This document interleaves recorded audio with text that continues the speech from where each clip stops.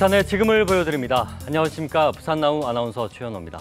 안녕하십니까. 강민채 PD입니다.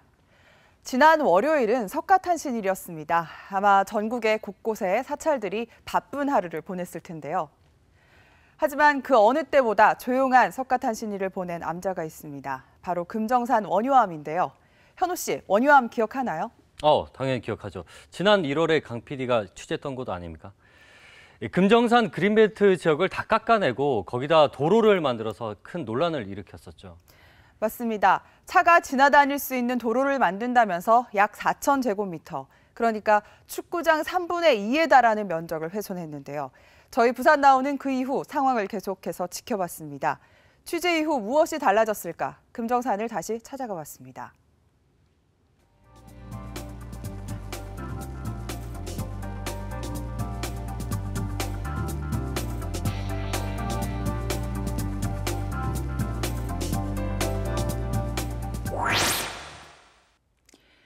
금정산 불법도로공사 현장을 다시 찾았습니다.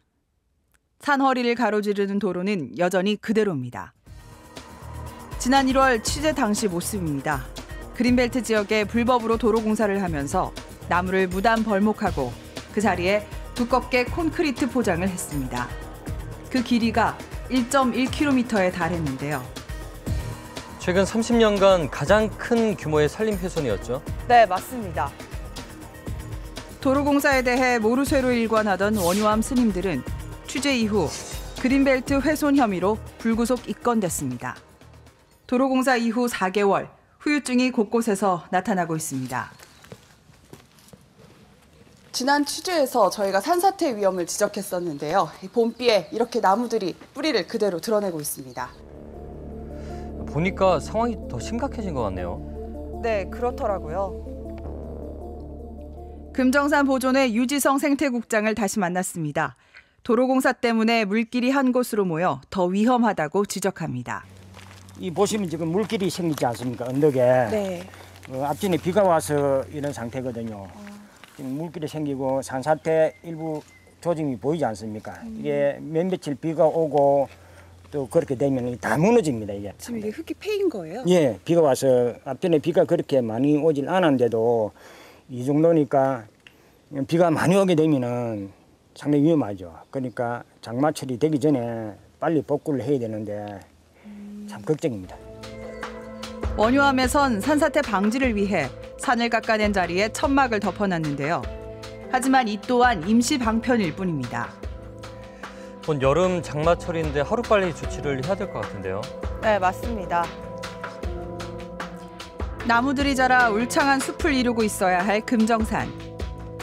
한 남자가 자신들의 편의를 위해 낸 도로 때문에 산림은 하루아침에 처참히 망가져버렸습니다. 헐벗은 산은 등산객들에게도 불편을 주고 있습니다. 근데 우리 입장에서는 그냥 자연 그대로 나누는 게 좋지요. 올라오니까 땀들하고 근데 이 파헤치니까 전부 땡볕이에요. 전부 길을 넓혀 놓으니까 그냥 오솔길 만들어 놓으면은 오기도 좋은데 너무 땡볕이라 그냥 쉴 데가 없어요. 나무가 좀 더 많았습니다. 예, 전부 길을 이렇게 넓혀 놓으니까. 불법 도로 공사에 대한 문제 제기가 계속되고 있는 상황. 대책은 어떻게 세우고 있는 걸까? 지난 취재 당시 원효암의 주지 스님을 만날 수 있었는데요. 취재에 대해 강한 거부감을 나타내며 공사에 대해선 모른다고만 이야기했습니다. 불법인 걸 알고 계셨어요? 몰라요. 저기 이제 잠깐 여기 갔다 온 거니까 어떻게 하냐고요. 아니 그러면 어디서 그럼 이 공사를 진행한 건데요? 네? 경찰 조사 결과 불법 도로 공사는 원효암과 신도들이 주도한 것으로 밝혀졌습니다. 지난 4월 주지 스님이 카메라 앞에 다시 섰습니다. 불법 도로 공사에 대해 사과하고 복구를 약속했는데요. 원효암은 오는 6월까지 복구 공사를 끝내겠다는 계획서를 구청에 제출하고 본격적인 복구 공사에 들어갔습니다. 벌목한 나무들을 실어 나르고 콘크리트를 걷어내기 위해 도로 곳곳에 구멍을 뚫어 놓은 상황인데요. 또 한 번 대형 공사를 해야 되겠네요. 네, 그렇습니다. 무단 벌목한 자리에는 다시 어린 나무를 심고 있습니다. 총 1,600그루의 참나무를 심겠다는 계획을 세웠는데요. 하지만 6월까지 끝내겠다는 복구공사는 아주 더디게 진행되고 있습니다. 대형 장비 투입을 앞둔 현재는 공사 진행이 거의 멈춘 상황인데요. 도대체 무슨 일일까?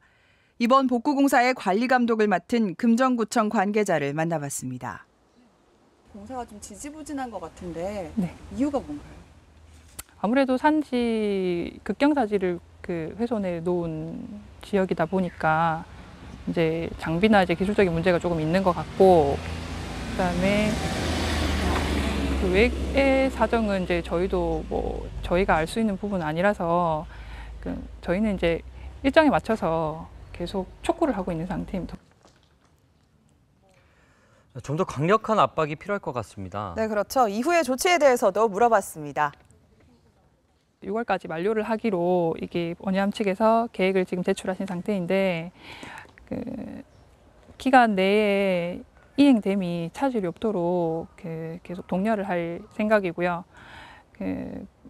기한 내에 이행이 이제 미진하다든지 아니면은 조금 어려운 상황이 생기면 그 뒤에는 행정적인 사법적인 검토를 통해 가지고 또 추가로 조치를 취해서 산지로 환원될 수 있는 기반을 마련할 예정입니다. 네. 망가진 산림이 다시 원래 모습을 찾을 때까지는 적어도 20년 이상의 시간이 필요하다고 합니다.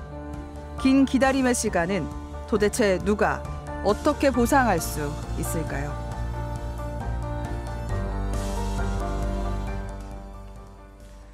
네, 지난 취재를 보면서 망가진 산림에 많이 놀라기도 하고 또 화가 나기도 했었는데 어쨌거나 복구가 시작됐다니 참 다행입니다. 하지만 완전히 복구가 되기까지는 참 오랜 시간이 걸린다고요?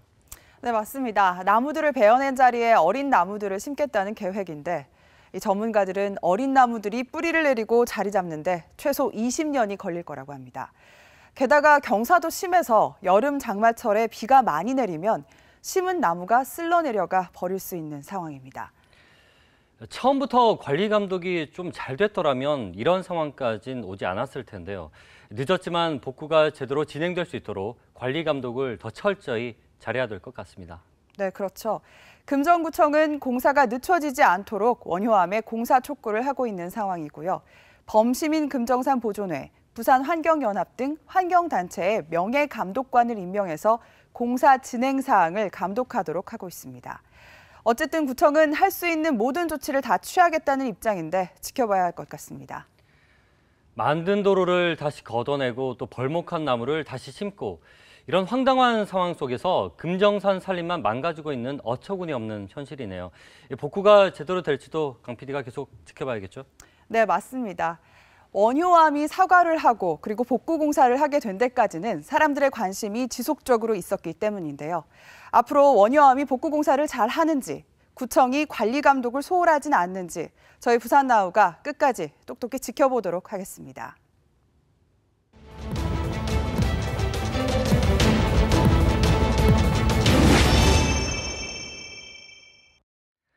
부산나우는 주변에 궁금했던 것들을 셀카를 통해 제보를 받고 있는데요. 시청자 여러분이 직접 프로그램에 참여하는 시간입니다.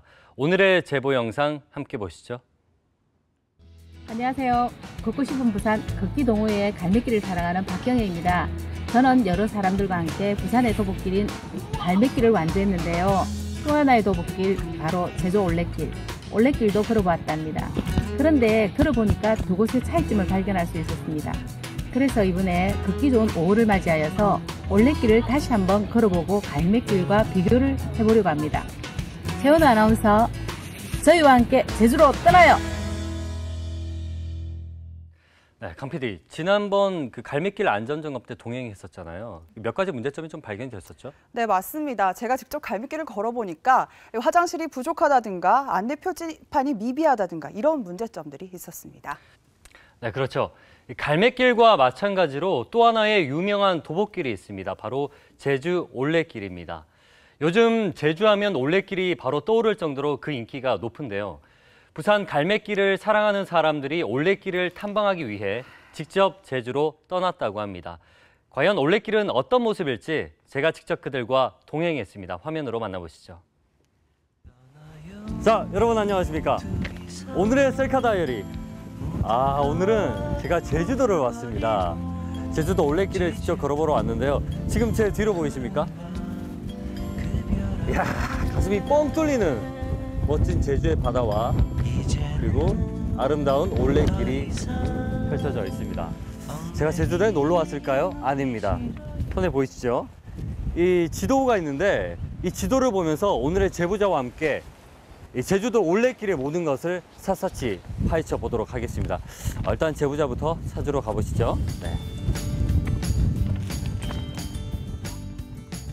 오, 저분 같은데요? 저기 가만히 지도를 보고 계시는 한 분이 계세요. 저분 같은데. 안녕하세요.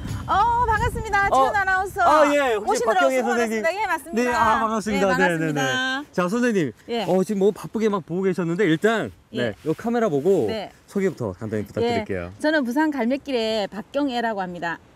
네, 우리 박경혜 선생님. 지금 제주도 올레길까지 직접 예. 이렇게 오셨어요. 네, 맞습니다. 제가 여기 지금 온 것은 네. 제주 올레길을 예전에도 걸어봤었지만 네. 이번에는 우리 부산 갈매길과 제주도 올레길에 대해서 비교를 한번 해볼까 하는 아하. 생각에서 찬찬히 둘러보려고 생각하고 있습니다. 자, 그럼 어떤 특징이 있는지 예. 또 어떤 부분을 또 보완하면 좋을지 예. 그런 분들 또 어떻게 네. 보면 공부하러 직접 이렇게 오신 예, 거네요. 그것을 한번 찾아보러 왔습니다. 그렇군요. 그러면 지금부터 본격적으로 걸으면서 예. 한번 찾아보도록 하죠. 자, 가시죠. 네. 와, 근데 제주도 바람이 너무 시원해요, 선생님. 예, 원래 제주도에는 바람이 원래 많다고 얘기도 네. 하지 않았습니까? 바람, 예. 뭐 돌. 그런데다가 또 바다 옆에서 또 예. 바람을 보니까 더 풍경 정말 멋지네요. 그렇죠. 인기 구간인 올레 7코스를 걷기로 했습니다. 올레길은 2007년 바다와 언덕을 위주로 조성이 됐고요. 갈매길은 2012년 바다와 산을 중심으로 조성됐습니다. 그렇군요. 오늘 날씨가 좋아서 그런가요? 예. 뭔가 굉장히 상쾌해요, 기분이. 야, 근데 이거. 돌담길. 야, 이게 제주도에 또 제주도만이 가질 수 있는 제주도만이 돌담. 가질 수 있는 그런 예. 특징 아닙니까? 예. 돌이 우리 보통 부산의 돌하고 또 다르죠. 예. 바람이 굉장히 강한 돌이라고 하네요. 평소에 길 많이 걸으시나요? 예, 많이 그렇습니다. 갈매길과 올레길. 예. 그러니까 체감할 수 있는 가장 큰 차이점은 어떤 게 있을까요? 예. 갈매길도 좋고 올레길도 다 좋지만 올레길은 그냥 예. 길 따라 계속 걷기 예. 아주 쉽게 잘 되어 있어요. 네. 그런데 우리 갈매길은 길을 걷다 보면 조금 예. 끊긴 곳이 있어요. 길이 끊겨요? 예, 길이 끊겨서 우리가 어디로 가야 될지 당황스러울 때가 많이 있습니다. 야, 좀 잘 가다가 이게 갑자기 길이 뚝 끊겼다. 예. 황당하겠는데요. 예. 그런 좀 부분은- 아쉬운 점이 많습니다. 그런 그러네요. 점에서. 예. 한 조사에 따르면 부산 시민들이 갈매길을 이용하는 데 가장 불편한 점으로 불편한 길 환경이라고 답했습니다. 네, 개선이 필요할 것 같네요. 자, 선생님. 네. 저희가 계속 해안도로 쪽 걷다가 여기는 산이 뭐 험악하거나 그렇지 않고 예. 아주 편하게 걸을 수 있는 그런 길입니다. 여러 가지 느낄 수 있는 그렇게 된 것 같아요. 예. 각가지 길 구성도 다르고. 네, 맞습니다. 자, 선생님. 예. 궁금한 게 있어요. 네. 그 계속 이게 보였거든요. 리본 모양이죠, 이게. 네. 제주 올레라고 네. 써 있고. 야, 이게 똑같습니다. 하나하나 다 찍혀 있네요. 이게 뭔가요? 올레길을 가는데 혹시나 길을 잊어버리지 않게 하기 위해서 표시를 100m 하나씩 예. 해놨어요. 그래서 제주 올레길은 염려하지 않아도 네. 될 거예요. 지도가 있어도 지도를 우리가 보는 것도 좋지만 예. 지도를 전혀 보지 않아도 올레길이 네. 100m에 하나씩 있기 때문에 찾아가기 굉장히 쉽게 되어 그렇군요. 있습니다. 또 한 가지 아마 찾아볼 게 있을 네. 거예요. 한번 가면서 또 찾아볼게요. 예. 자, 이 표시. 예. 화살표 방향이죠. 자, 지금 잠깐만요. 우리가 예. 지금 여기는 우리가 지금 오는 방향이었잖아, 그죠? 네. 그러면 여기는 또 어디 갈까요? 그럼 저희가 가야 되는 방향이 예, 저쪽이라는 맞아요. 걸 얘기를 해준 건가요? 예, 맞아요. 올레길에는 이런 배려가 있어서 참 좋아요. 이야, 그렇군요. 이 역시 올레길 저희가 오면서 봤지만 뭐 여러 가지 예. 표식들이 있었어요. 예. 그런 것들이 특징도 있고 예. 또 하나하나씩 의미도 담겨져 예, 있고. 저희들도 많이 배워야 됩니다. 네, 제주도의 특징을 잘 살린 표식들이 이 관광객들이나 또 올레길을 걷는 사람들 눈에 잘 띄게 예, 맞습니다. 표현이 되어 있습니다. 자, 계속해서 이제 또 가볼까요? 마지막 길로 또 가보죠. 제주 올레길을 걷다 보면 제주의 특징을 담은 표식을 발견할 수 있는데요. 먼저 간새는 제주 올레의 상징인 조랑말의 이름을 따서 만들었고요. 아, 멋지네요. 또 길의 시작을 알리는 표지석은 현무암으로 만들었다고 합니다. 그리고 산길에서 볼 수 있는 알록달록 예쁜 리본 모양 표식도 있고요. 가장 기본적인 표식이죠. 갈림길에서 방향을 알려주는 화살표도 있습니다. 길을 걷다 중간중간 남은 거리와 진행 방향을 확인할 수 있는 표지판도 있고 위험 구간을 알리는 표지판도 있습니다. 이런 작은 표식에도 하나같이 제주의 특징이 담겨 있네요. 와, 여긴 뭐 마치 휴양지에 온 듯한 착각이 들 만큼 예쁜 곳이네요. 선생님, 저기 봐, 저기 올레 생생정보. 자, 올레길의 여러분 보이십니까? 모든 코스가 다 네. 포함되어 있는 것 같아요. 걷다가 이 부분에 오면 예. 지금 내가 어떤 길을 걷고 있는지 예. 그리고 올레길이 또 어떤 길인지 소상히 설명을 해둔 그런 예. 곳이네요. 선생님, 예. 지금 제가 눈이 막 돌아가요. 네. 저기는 좋죠. 뭐죠? 이거 뭐예요? 예, 우리가 이제 네. 좀 전에 아까 전에 쉬어가라는 것처럼 여기 바닷가 우체국으로 만들어서 가족들에게 편지도 한번 써보고 연인에게도 한번 써서 붙여보라는 의미로 만들어진 것 여기 야 바닷가 우체국이라고 써 있습니다. 와, 바다가 바로 보여요. 같아요. 예. 길을 걸으면서 추억도 쌓고 재미도 느끼고 정말 좋았습니다. 저도 편지를 써봤는데요. 올레길을 걷다 보면 이런 휴식 공간을 발견할 수 있는데 환경을 해치지 않고 설치한다고 합니다. 좋네요. 우리 갈매길에도 이런 곳들이 생겨났으면 좋겠습니다. 제가 이렇게 직접 엽서에 쓰는 것만으로도 의미가 있습니다. 그리고 참 독특한 경험이다라는 생각이 드네요. 야, 좋습니다. 자, 이 추억 안고 저희는 예, 다음 코스로 다시 이동하겠습니다. 길 걷다 보니까 사실 다리가 좀 아프고 피곤했었는데 예. 앉아서 잠시 쉬면서 엽서 한 장 쓰고 나니까 피로가 예, 싹 저도 그래요. 가시네요. 갈매길에도 부산을 상징할 수 있는 것들을 담는다면 걷기만 해도 부산을 느낄 수 있지 않을까요? 부산의 특징이 듬뿍 담긴 갈매길이 될 수 있도록 꾸준한 노력이 필요하겠습니다. 아, 여기가 종점입니다. 잠깐만. 여기가 종점인 거죠? 예, 원래 7코스 종점 적혀 있네요. 원래 7코스 종점이라고 써 있습니다. 예. 와, 만세! 와, 여기 써 있네요. 예. 저희가 뭐 7코스를 이렇게 한번 쭉 걸어봤습니다. 사실 뭐 문제점을 찾고 또 뭐 보완점을 찾아보고 이런 목적으로 오긴 했지만 걷다 보니까 저도 모르게 예. 너무 힘겨워서 예. 즐거운 마음으로 예. 편하게 걸어온 것 같아요. 예. 자, 이제 7코스, 예, 8코스로 끝났습니다. 지금 출발해야 됩니다. 아, 다음에 출발하도록 네. 하고요, 네. 이거는. 예. 저는 일단 여기서 예. 아쉽지만 예. 정리를 하고 네. 자, 저는 계속 이어가겠습니다. 알겠습니다. 예. 자, 제주하면 올레길, 부산하면 부산은 갈매길. 갈매길. 네, 그렇게 예. 될 수 있도록 우리 부산시와 또 부산시뿐만이 아니라 우리 시민들도 많은 관심을 갖고 우리 갈매길을 더 아끼고 살아가면 좋겠습니다. 오늘의 셀카 다이어리 제주에서 전해드렸습니다. 안녕. 안녕. 네, 제주도 올레길 정말 멋지네요. 저도 꼭 한번 걸어보고 싶습니다. 최현호 아나운서 직접 다녀와 보니 어떻던가요? 네. 저도 이번에 올레길에 처음 가봤는데 제주도의 매력에 푹 빠졌습니다. 다음번에 다른 코스도 걸어보려고 합니다. 그런데 궁금한 게 올레길과 갈매길, 관리 차이가 있나요? 네. 이 제주 올레길은 민간이 조성했고 관리와 운영을 모두 민간이 전담하고 있는데요. 이에 반해 갈매길은 부산시가 조성하고 관리와 운영은 부산시와 민간이 함께하고 있습니다. 그렇다 보니 두 곳 사이의 의견 조율이 쉽지 않아서 체계적인 프로그램 개발이나 콘텐츠 개발의 한계를 볼 수밖에 없는 거죠. 아, 그렇군요. 두 곳이 함께 관리를 한다는 게 장점도 있겠지만 어려운 점도 있겠네요. 맞습니다. 시의 지원과 시민들의 창의성이 잘 더해진다면 더 걷고 싶은 갈매길이 되지 않을까요? 앞으로 부산나우 게시판이나 SNS를 통해 여러분의 많은 제보 바랍니다.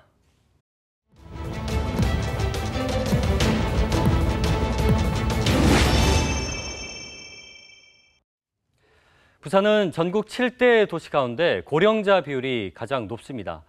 그에 따른 노인 질병 발병률도 아주 높은 상태를 보이고 있는데요. 노인들이 암이나 뇌졸중보다 더 두려워하고 공포스러워하는 질병이 바로 치매입니다. 안타깝게도 치매로 고통받는 환자와 가족들은 생각보다 훨씬 더 많습니다. 세계적으로 4,400만 명, 국내에서만 60여만 명이 이 질병을 앓고 있다고 하는데요. 65세 노인 인구 중 10명당 1명이 치매를 앓고 있는 셈이죠. 늘어나는 치매 환자. 그런데 치매 환자와 가족들에게 또 하나의 고통을 안겨주는 존재가 있습니다. 과연 무엇인지 화면으로 만나보시죠. 예고 없는 외출, 가족들의 애끓는 기다림.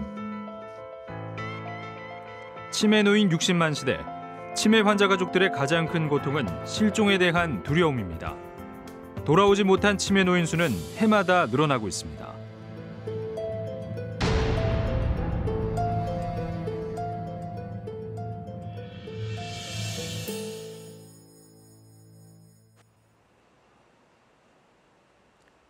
며칠 전 치매 어른 실종을 경험한 한 가정을 찾았습니다.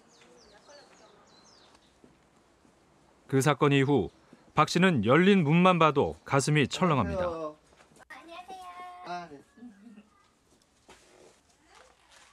치매 진단을 받은 지 1년. 어머니의 증상이 점점 심해지고 있을 때입니다. 그날 아침 분위기는 뭔가 달랐습니다. 한 30분 동안 자고 벌떡 일어났는데 애가 없는 거예요. 예, 그래서 봤더니 이제 할머니를 깨워서 애가 할머니랑 같이 밖에 나가라고 했나 봐요. 제가 봤을 때는. 예, 그래서 같이 밖으로 나간 것 같아요. 예. 박 씨가 잠든 사이 4살 아이와 함께 사라진 어머니.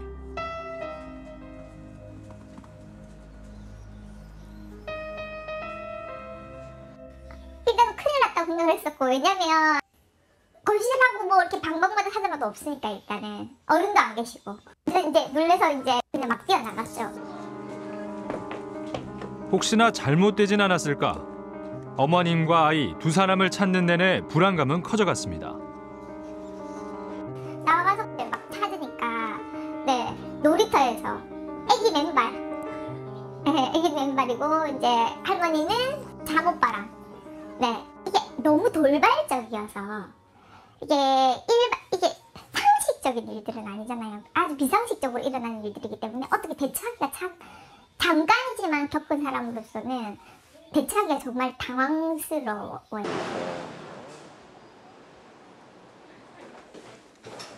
부산의 치매 노인 실태를 알아보기 위해 노인생활과학연구소를 찾았습니다. 요즘은 노인 학대 문제보다 치매 문제가 더욱 이슈입니다. 증가폭이 아주 높기 때문입니다. 노인 인구가 증가하는데 특히 우리 부산이 이제 14% 고령 사회로 들어갔잖아요. 그러면 앞으로 이제 초고령 사회로도 갈 건데 이제 우리 후기 고령자의 어떤 그 신체적인 특성이 뭐 인지 기능이 상실된다든지 또는 우리 신체 기능이 상실될 조건을 훨씬 많이 갖고 있거든요. 그래서 이제 치매라는 것은 지금 굉장히 숫자가 늘고 있잖아요. 치매 노인 실종 문제는 점점 심각해지고 있습니다.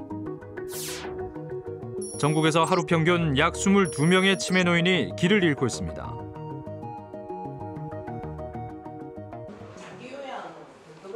노인용품도 치매 예방을 위한 것들이 많습니다. 인지 기능을 회복하기 위한 기구들이 대부분입니다. 하지만 치매 노인의 위험한 외출을 막기엔 역부족입니다. 우리 치매 어르신들이 아무런 어떤 그 개념을 갖고 움직이는 것이 아니라 뭐 교통사고도 나는 경우도 있고 그 다음에 이제 뭐 본인은 이제 고향집으로 간다고 가는 것이 실제로 이제 상당히 그 가족들이 예측하지 못하는 곳에 가서 아사를 한다든지 이런 경우가 상당히 많이 나타나고 있습니다. 실종 치매 노인의 경우 24시간 안에 찾지 못하면 사망에 이르기도 합니다.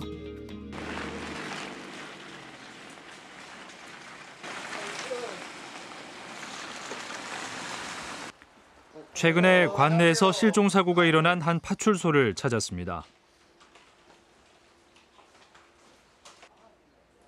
저녁 무렵 치매 노인이 길을 잃었다는 제보가 접수됐습니다. 그 전지읍 근무자들과 같이 연결하는 거. 18시경에 신고자인 손자가 일반 전화로 전화가 신고가 접수돼가지고요. 할아버지께서 그 치매 환자신데 그 집을 나가셔가지고 오후에 현재까지 연락이 없다. 그래가지고 우리 이제 현장에 나갈 그 순찰자한테 무전으로 해가지고 현장에 출동하게 됐습니다. 정처 없이 움직이는 치매 노인, 산이나 계곡으로 가는 경우도 많은데요. 문제는 일반인이 예측할 수 없는 깊은 산이나 깊은 계곡으로 가기 때문에 더 찾기 힘들다는 겁니다.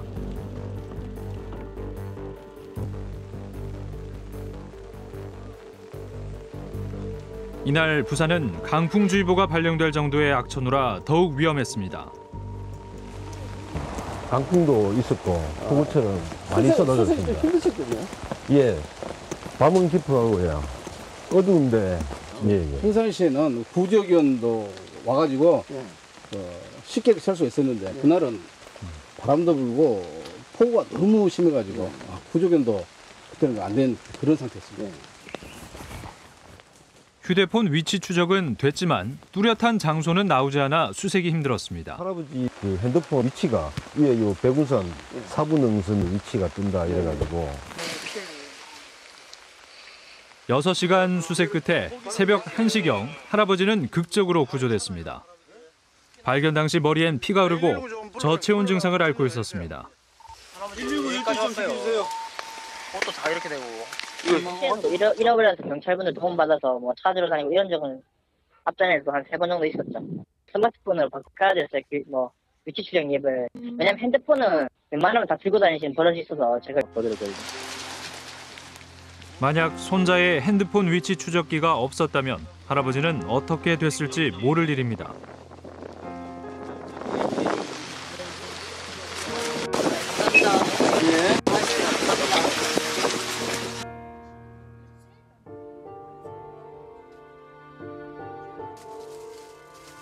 용호동의 한 오래된 옷집.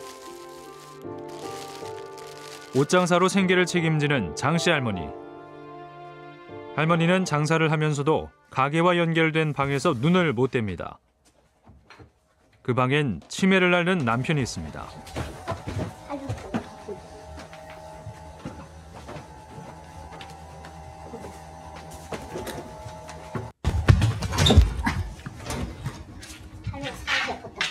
예?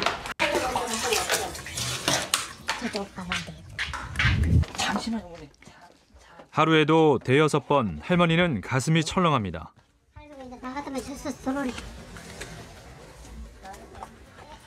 할아버지와의 반복되는 숨바꼭질.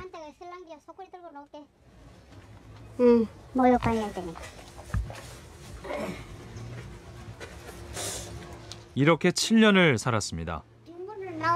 집을 나갔다 하면 2-3시간. 일하다 말고 몇 시간 동네를 헤맨 적도 있습니다. 석이라. 나도 몇 번이나 나와. 주지를 자기도 자기 마음대로 나오면 전수 나와가지고 내가 여기 가게에 있으면 그만 뒷문으로 나갔고. 남편의 나이 60도 되기 전 찾아온 불청객. 치매를 앓은 후 남편은 수시로 집을 나갔습니다. 빨리 찾지 못해 위험했던 경험을 생각하면 지금도 아찔합니다. 자전거를 타고 나가갖고 그게 행방불명해서 그러는데 이제 밤 11시에 오후에 신고를 해놔니까 11시 돼서 이제 연락이 왔더라고. 온천 파출소라고 할배 찾아가라고. 얼굴 상처가 전부 다 나고 팔에 꺾이고 뭐 또 구멍이 나고 이래갖고 그때. 요즘 그나마 마음이 편해진 건 배회 감지기 때문입니다. 남편의 실종이 잦아지자 사정을 잘 아는 사회복지사가 배회 감지기를 소개했습니다.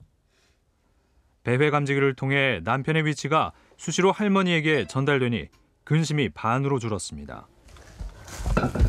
여기는 은하파트 서북쪽. 조금이라도 도움이 되면 해본다고 그렇게 한 거야. 위치가 추적이 되면 할배를 찾아올 수 있는 게 일하고 있다면 막무가내 어디로 가서 그거 헤매고 다니면 경찰에 뭐 찾을 수가 없지. 우리나라 배회감지기 보급률은 작년 기준 640대에 불과합니다. 한 해 치매 노인 실종이 8천여 건인 걸 감안하면 턱없이 부족한 현실입니다.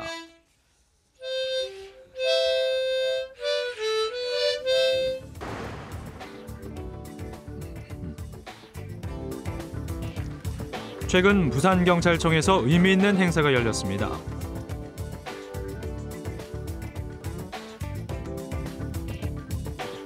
모두 하나같이 휴대폰을 바라보고 있는데요. 실종 치매 노인을 빨리 찾기 위해 아이노잉이라는 스마트폰 애플리케이션을 만들었습니다.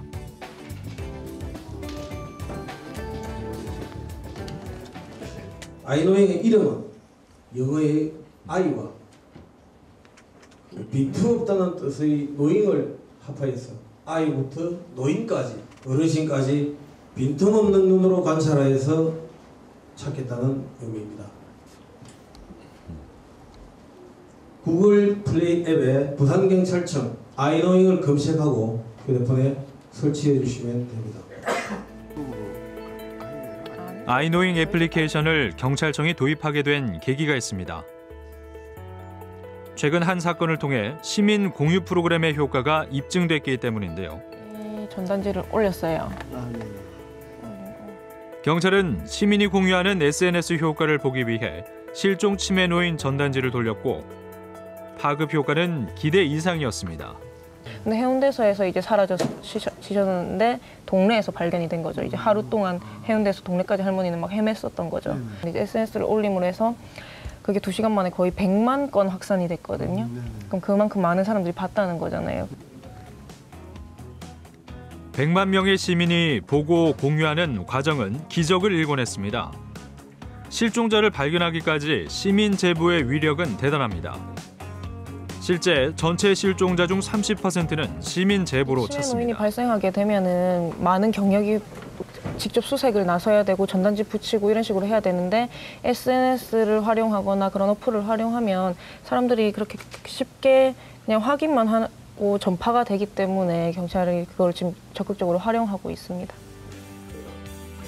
시민 제보를 받는 SNS, 애플리케이션 등을 활용하면 더 많은 실종자를 더 빨리 안전한 상태로 찾을 수 있습니다. 지난해 160여 명의 실종 치매 노인을 시민 제보로 찾았습니다. 저희가 이제 이번 그 실종 앱을 통해서 목표로 하고 있는 그 사용자 인원수가 지금 3만 명 정도 됩니다. 지금 이제 뭐 스마트폰 이용자가 지금 한 80% 된다 아닙니까? 부산 인구 한 350만 이상 되니까 그렇게 계산해 보니까 3만 명 정도. 특히 부산은 인구 밀집도가 높기 때문에 3만 명 정도의 시민이 이 실종 앱을 깔고 저희 실종 앱을 통해서 저희 실종자들 찾는 데 도움을 주신다면은 실종자 발견율이 월등하게 올라갈 수 있을 거라 생각합니다. 치매 환자와 가족들을 위해 설립된 부산광역 치매센터입니다. 치매 환자가 늘어나면서 다양한 전문기관들이 생기고 있습니다. 10년 후 치매 환자 100만 시대가 올 거라 예측합니다. 그다음에 전체적으로 소프트웨어라는 걸 쓰고 후기 가면 이제 그런 향후에 이제 고령화 사회가 될수록 이런 실종과 배회가 다른 사람의 일이 아니라 바로 나의 가족의 일이고 앞으로 우리의 일이 될 수 있다는 것을 반드시 생각하고 여기에 대해서 사회적인 힘을 모아서 예방하는 시스템을 만드는 것이 정말 중요하다고 생각을 합니다. 치매 환자 실종 후 24시간은 골든타임입니다. 그 시간을 놓치면 실종자는 위험해지기 시작합니다. 치매 노인 60만 시대, 이제 치매는 더 이상 남의 이야기가 아닙니다. 작년 부산에서 실종된 치매 노인은 541명이었습니다. 이들 중 16명이 배회 감지기를 들고 있어서 빠른 시간 안에 찾을 수 있었다고 합니다. 문제는 부산 지역 치매 환자 중 배회 감지기를 사용하는 사람이 극히 일부라는 겁니다. 이들 또한 몇 번의 실종을 경험한 후 배회 감지기를 알게 됐다고 합니다. 배회 감지기를 알고는 있지만 높은 비용 부담 때문에 사용하지 못하는 분들도 참 많은데요. 작년부터 노인 장기 요양 등급에 치매 특별 등급이 신설됐고요. 이 등급이 적용되면 한 달에 약 3,000원만 부담하면 감지기를 이용할 수가 있습니다. 부산광역치매센터에서는 배회 감지기를 1년간 무료로 이용하는 서비스도 펼치고 있으니 참고하시기 바랍니다.